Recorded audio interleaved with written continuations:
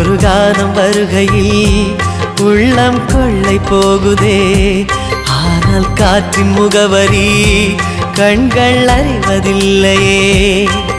இந்த வாழ்க்கையே ஒரு தேடல் தான், அதை தேடி தேடி தேடும் மனது தொலைகிறதே. இன்னிசை பாடி வரும் இளம் காற்றுக்கு உருவமில்லை, காற்றலை இல்லை என்றால் ஒரு பாட்டொலி கேட்பதில்லை.